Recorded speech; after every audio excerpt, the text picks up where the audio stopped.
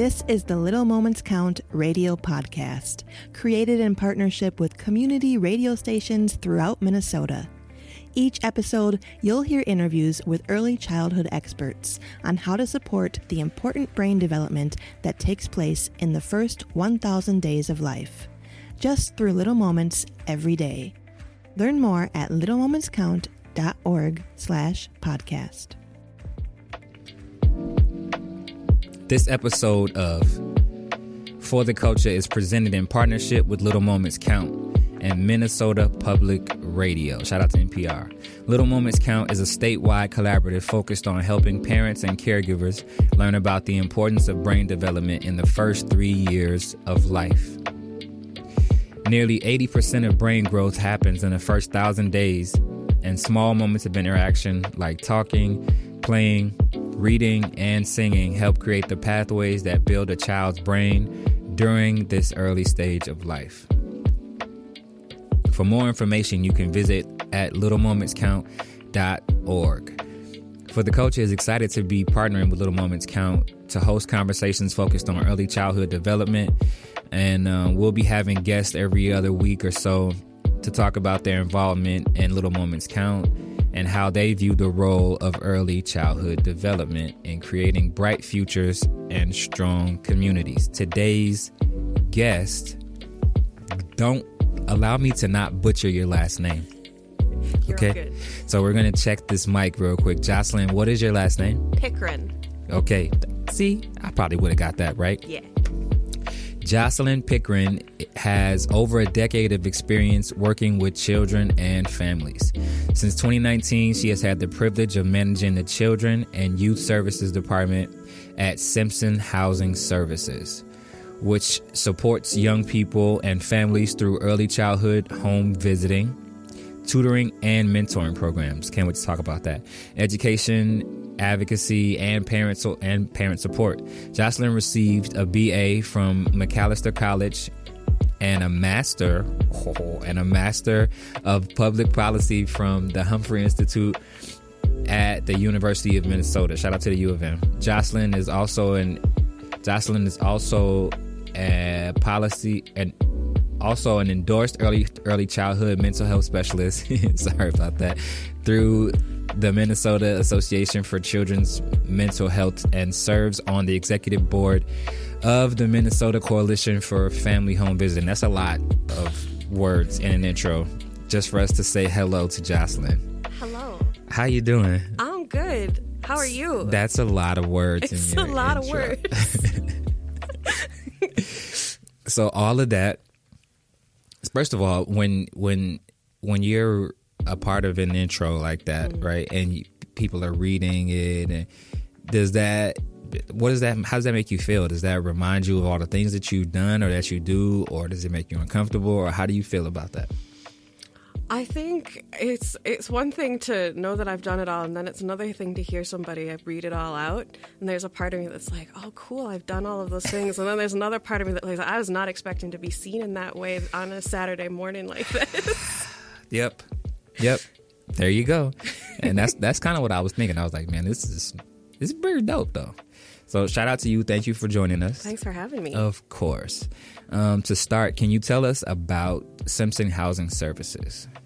Yeah, so Simpson Housing, we're a housing nonprofit. We've been around for about 40 years now. Okay. And our mission is to house, support, and empower people impacted by homelessness. So that's folks currently experiencing homelessness, folks transitioning out, and then the whole community, because we're all impacted when our neighbors are experiencing homelessness.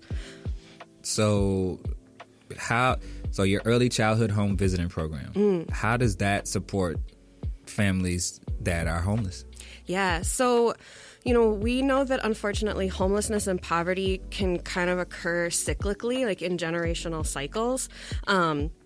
And so we really want to prioritize working with multiple generations of the family all at the same time. With early childhood home visiting, with Simpson Housing in general, like when you come to us, you get a whole team of people who are working with you. You get a case manager called a family support specialist who's helping the adults in the household with like employment and education goals and tenancy and things like that. But then if you've got school-aged kids, you get a school-age specialist. And if you've got children under 5, you get an early childhood home visitor. And what we're finding is that like the earlier we can really invest in families, the faster they're able to stabilize, then the faster they're able to leave us. Because the goal is not that they stay with us forever. It's that they get to live rich and vibrant lives completely independent of social services, and then that their children don't experience homelessness as adults. That's kind of the point, right? As you want them to take the resources that you have, but not become dependent on it to the point where they can't do it by themselves. Exactly. For listeners who may not be familiar, what exactly is home visiting in early childhood, and what does a typical visit, if there is a typical visit, look like for a family? Yeah, so I would say that home visiting is really all about having like an extra person in your corner when you're parenting, especially someone who sees and celebrates all of your strengths and is there also to work with you on whatever goals or challenges that you have that are related to your parenting.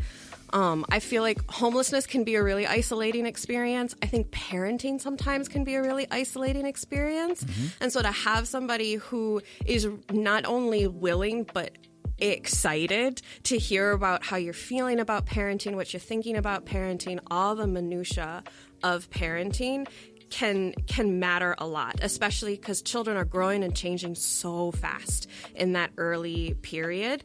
And the more parents can feel like they are really well equipped to handle whatever their child's development throws at them, the less stressed they are. And stress is always a health benefit for a whole family. We talk about these early years, right? You work with families from pregnancy through age 5. Mm-hmm. Why, in your opinion, why are those early years so critical for a child's development?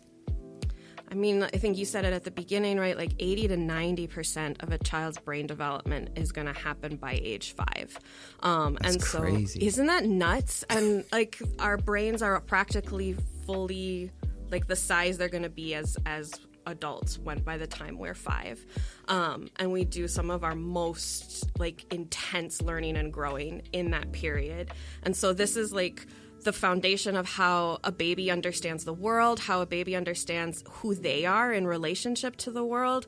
This is where we have the building blocks of language and literacy and executive function and self-regulation. And so like all of this is happening during those first couple of years. And we sure can do interventions later when a child's in school, but it's so much easier for families to thrive when we're supporting all of that growth as early as possible. So, yeah,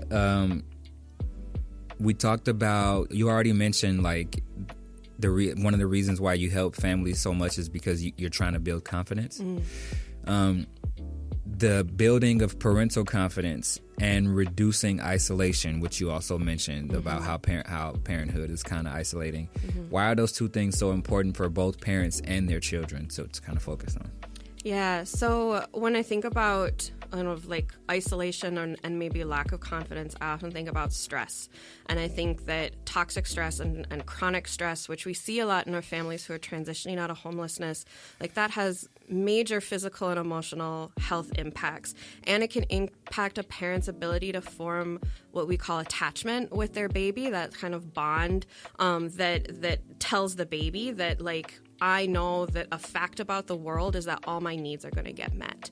And that's a lot harder to do when you're under a ton of stress. And so when you have the chronic stress of homelessness and that meets like the everyday stress of parenting, it just everything is a lot harder. Attachment is a lot harder. So when we reduce isolation and when we build confidence, we see stress go down, and less stressed families are just healthier families, and they're better, stronger families for children to grow up in. It's so interesting and even as you say this, I'm just reminding myself that these people are homeless. They're coming out of homelessness. So like there's you talk about stress. There's an extra layer of stress associated with this topic as soon as you add the homelessness. Right. Because we're already stressed out as parents without having to figure out where we're going to live. Right. How are you going to make your ends meet, and what else is kind of going on in your life that you got to navigate while you're also parenting, because we don't get to take time off from parenting just because we got other stuff going on. No. In the description, we mentioned all those early interactions, you know, the talking, playing, you know, singing, all that stuff. In your opinion, how do those early interactions shape a child's brain for this, you know, after they're 5? Yeah. So, I mean, like, in this time period, kind of every time your child initiates something with you, if they're babbling or if they're giving you a toy or if they point to something and then you respond, their brain is making a connection. Like, that is literally how they are learning. And so talking and playing together is truly the best thing that a parent can do for their child's brain development and to get them ready for school. I would say if there are parents listening right now, like, please release yourself from any pressure you might have put yourself under to, like, formally teach your child school readiness skills. You don't need to do that. If you are talking to them, you are teaching them. If you are playing with them, they are exploring the world and they are learning, and they are going to be so ready for kindergarten when that day comes. So, and I have these conversations with a lot of people. I'm the oldest of 11 siblings. I'm the father of 7. My youngest child is 5. Okay. Marley just turned 5. Congratulations. Yep. She's also a superhero. She was born with Down syndrome, so she's amplified everything that you say. So, like, and I've been a father for a long time, but it just reinforces all the things that I know my wife and I have been doing. You know, like, we respond to her in those ways. And then we're impressed because she's in pre-K now. And then we're impressed when she comes back home from school and she's, you know, talking, you know, full sentences, and like her, you know, hand-eye coordination's all like getting better, and like her social, emotional, like, development is. And it's like, did we do that? Or is the school doing that? Or is that like a team thing? Or like, it just kind of happens and you don't realize that you're really doing anything. Right. And so much of it is, I mean, like, teachers, shout out to teachers in the schools, and they do amazing things, and we're grateful every day for what they do for children, and everything that you and your wife did for Marley before she started school. Those are all of the things that allowed the classroom to have such an impact on her. There you go. Right? Without that, the school, she was at the starting line because of what you all did that allowed the school to take her to the next level. There you go. If she hadn't been there, then the school would have had to spend time to get her to the starting line. So you got her ready to go. That's good. That was very encouraging. Thank you very much. Yeah. Simpson uses the family spirit curriculum. What is that? Yeah, so this is a home health curriculum that was developed by the Johns Hopkins Center for Indigenous Health. So it's got 60-something lessons in it about child development and about kind of parenting practices, and then whole family health. So things like nutrition and immunizations and budgeting and that kind of a thing. What's cool about it is, so obviously it was developed initially for use on reservations. So it was developed by Indigenous scholars for use with Native parents. Our population at Simpson's predominantly African American, and so Family Spirit supported us to do a little bit of adaptation with it to make it more relevant for the population that we're working with.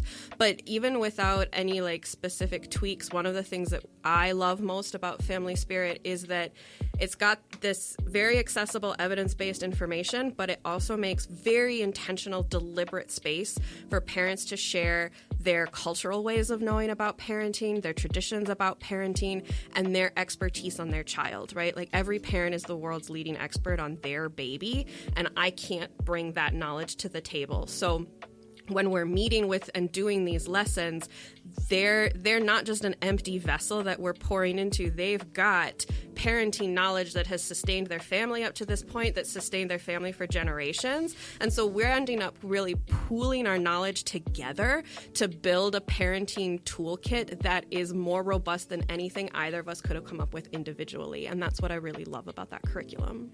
And I love that at the very end, it's a reminder that you're still, it's building, right? So like that it can be that the things that you learn as you go can be used to help people that you come in contact with in the future.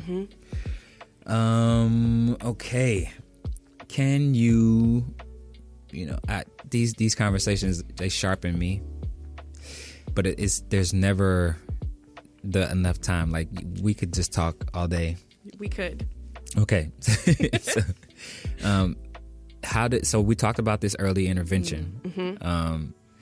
In your opinion, right? Because many families that you work with are navigating significant challenges. How does early intervention help change the trajectory? So like this is the early intervention. How does this help? Yeah. So one thing that we talk about on my team and at Simpson broadly, and maybe some listeners are familiar with ACEs, like adverse childhood experiences. Okay. And so these are like really challenging experiences that we might go through in childhood, like experiencing homelessness, or a parent who's incarcerated, or a parent who has a significant mental illness or a substance use disorder. And what we know about people who have multiple ACEs is that there are like really tangible health outcomes, that they're at higher risk for heart disease and for cancer. They're at higher risk for mental illness or for developing a substance use disorder themselves. And those have kind of like a compounding impact on each other.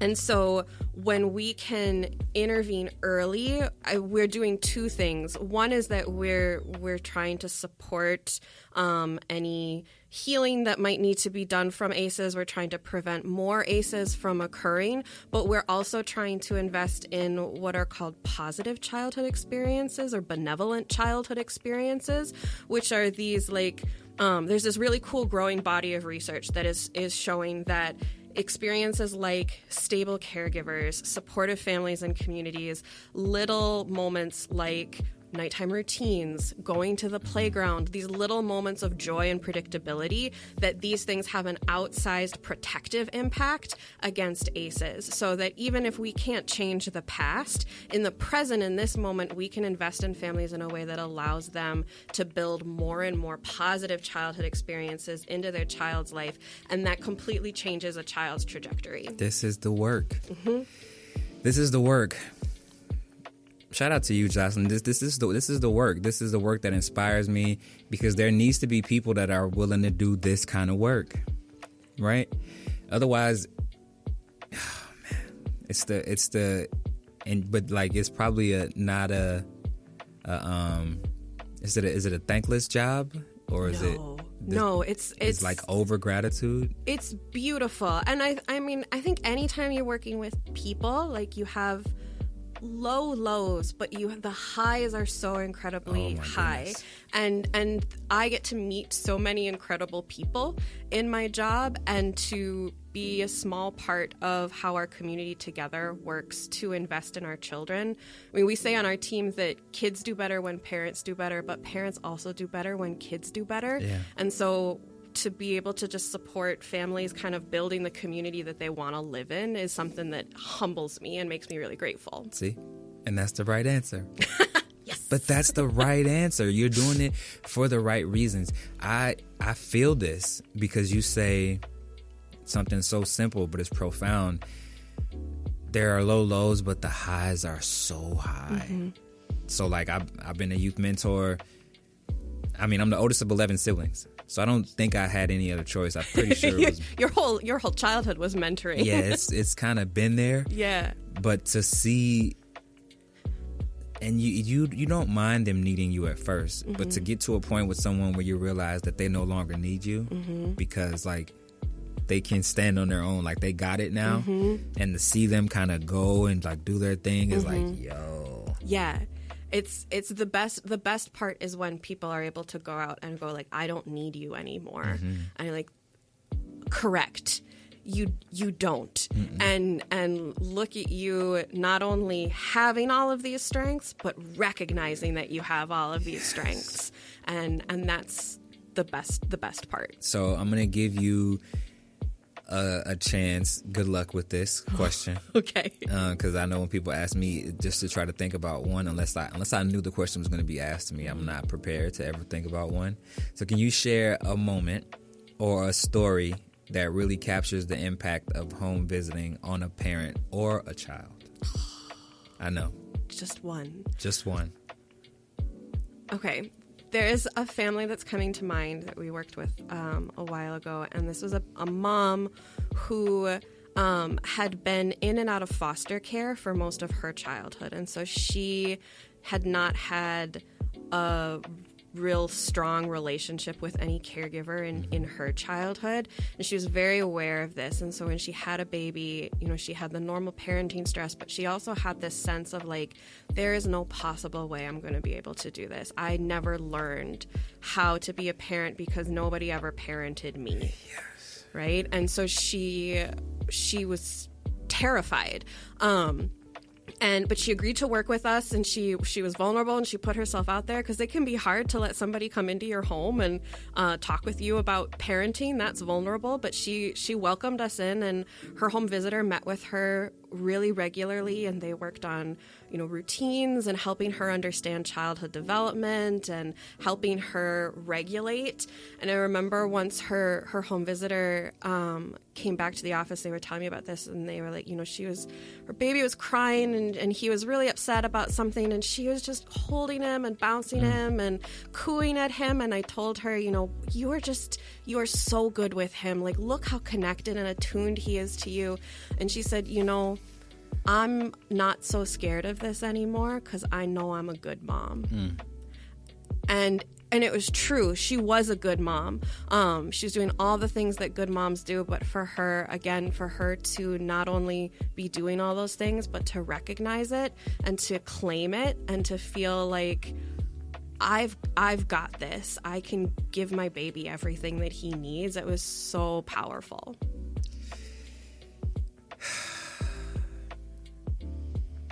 Wow. Last question. Okay. For parents or caregivers listening right now, which there are a lot of. Hi, parents. What is one simple thing they can start doing today to positively support their young child's development? Okay. Oh, I love this question. Well, first of all, parents, you're doing great. Give yourselves some grace and celebrate all your big wins, because parenting is hard work and you are doing it. If you feel like you want to add something to what you're already doing, one suggestion I have is let your toddlers help out around the house. Let them stir the pancake batter. Let them put the spoons on the table when it's dinner time. Give them a cloth and have them dust things. And the reason that you do this is not because it's going to make your household workload lighter. I'll be honest with you, you're probably going to have to do most of the chores you give them again when they're done with them. But what you are doing is you are giving them an opportunity to build their sense of independence. You're making them feel like a valued part of the household. They are spending time with you. They're learning new words. They're learning new actions. They're learning executive function skills. And those are all things that are going to have benefits for them, not just in kindergarten, but all the way through the rest of their life. Look at that. That's the food for thought. We're going to call that usually when we have this segment that you're on, my show is called For the Culture. This is a segment called Food for the Culture. At the end, that closing thought, that's food for thought. So you can just chew on that for a little bit. Jocelyn, thank you. Thank you so much. This was great. Of course. You can hear a recording of this show at littlemomentscount.org/podcast. If you'd like to learn more about Little Moments Count, you can visit their website at littlemomentscount.org. Thank you. Thank you. Of course.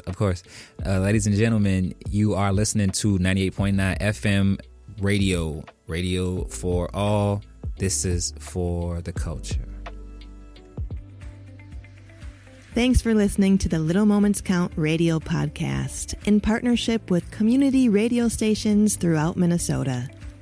You can find the Little Moments Count radio podcast wherever you get your podcasts and at littlemomentscount.org/podcast.